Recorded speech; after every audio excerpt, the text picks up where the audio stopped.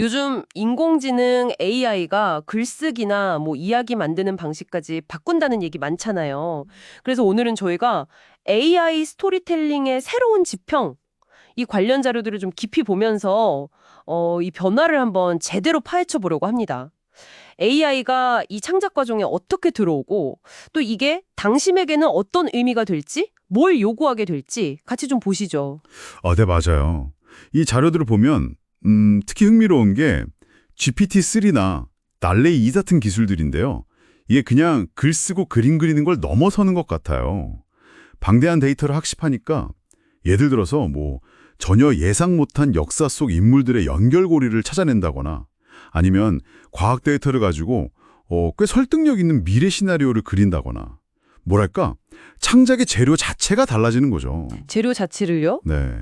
심지어는 뭐 당신의 읽기 습관이나 감정 상태 같은 걸 파악해서 거기에 맞춰 실시간으로 이야기가 바뀌는 거 있잖아요. 그런 개인 맞춤형 스토리텔링도 가능해지고 있다. 뭐 이런 얘기들이 있더라고요. 와, 그 정도예요? 그럼 진짜 아이디어 구상 단계부터 AI가 확 들어오는 거네요? 그러면 작가, 그러니까 글 쓰는 사람의 역할도 상당히 달라질 것 같은데요? 네, 정확합니다. 자료들 보면 작가가 예전처럼 혼자 모든 걸 다 만드는 그런 창조주 느낌이라기보다는요. AI라는 엄청난 조수랑 같이 일하는 뭐랄까 창의적인 감독이나 콘텐츠 큐레이터 같은 역할이 된다는 거죠. 감독이나 큐레이터요? 네, 그러니까 AI가 막 던져주는 수많은 이야기 방향이나 문체들 중에서 제일 괜찮은 걸 고르고 거기에 이제 인간만이 할 수 있는 어떤 섬세한 감성이나 비판적인 시각 같은 걸 더하는 거죠. 예를 들어 뭐 AI한테 이런 분위기로 장면 묘사 좀 여러 개 만들어봐 시키고 작가는 그중에서 최종 선택하고 수정하는. 틱이군요. AI가 초안이나 옵션을 제공하면 작가는 그걸 바탕으로 최종 결정을 내리는 협업. 그럼 이야기를 받아들이는 우리, 그러니까 당신의 역할은 어떻게 되는 걸까요? 그냥 완성된 걸 보기만 할까요? 그것도 달라질 가능성이 크다고 봐요. 자료들에 따르면요. 그냥 수동적인 독자나 시청자가 아니라 좀 더 능동적으로 참여하게 될 수 있다는 거죠. 예를 들면 대화형 AI 스토리텔링 같은 거 있잖아요. 대화형이요? 네. 이야기 중간에 분기점 같은 게 나와서 당신이 어떤 선택을 해요. 그럼 그 선택에 따라서 뒷이야기가 완전히 달라지는 거죠. 말 그대로 당신의 선택이나 반응이 이야기의 방향을 직접 결정하는 능동적인 참여자가 되는 거예요. 와, 내가 개입해서 이야기가 달라진다니. 그건 진짜 몰입도가 엄청나겠는데요? 그렇죠. 내가 이야기를 같이 만들어가는 경험이니까요. 근데 이렇게 AI가 만든 이야기가 많아지면 그걸 우리가 제대로 보고 이해하는 능력도 중요해지잖아요. 맞아요. 그냥 읽고 쓰는 능력하고는 좀 다른 차원의 문제겠죠? 네, 바로 그 지점입니다. 그래서 새로운 종류의 리터러시가 필요하다는 분석이 많아요. 이제는 그냥 글자 그대로의 내용만이 아니라 그 뒤에 있는 AI가 어떻게 작동하는지, 그 방식을 이해하는 능력, 그러니까 알고리즘적 사고라고 하죠. 그게 중요해진다는 거예요. 알고리즘적 사고. AI가 뭘 학습했고 왜 이런 결과를 내놨는지 좀 비판적으로 볼 수 있어야 한다 이런 거군요. 네, 맞습니다.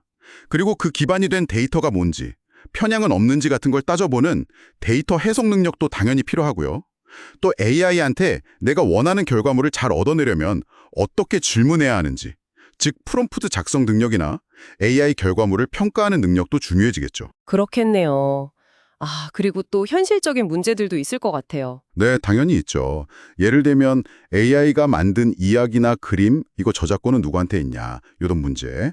또 AI가 학습한 데이터 자체가 좀 편향되어 있으면 결과물도 뭔가 고정관념을 강화할 수도 있잖아요. 그런 문제도 있고요. 편향성 문제. 가짜뉴스나 딥페이크 이런 것도 걱정되고요. 맞습니다. 그런 사회적인 혼란 가능성도 분명히 있고 거기에 어떻게 대응할 거냐 하는 문제도 중요하죠. 기술적으로든 뭐 법적으로든 규제가 필요할 거고요. 이건 기술 발전하면서 계속 같이 고민해야 할 숙제 같아요. 그렇군요. 가능성도 크지만 풀어야 할 숙제도 확실히 있네요. 그럼 앞으로 이 분야 좀 더 어떻게 발전할 걸로 보시나요? 자료들은 특히 멀티모달 AI의 발전을 주목하고 있어요.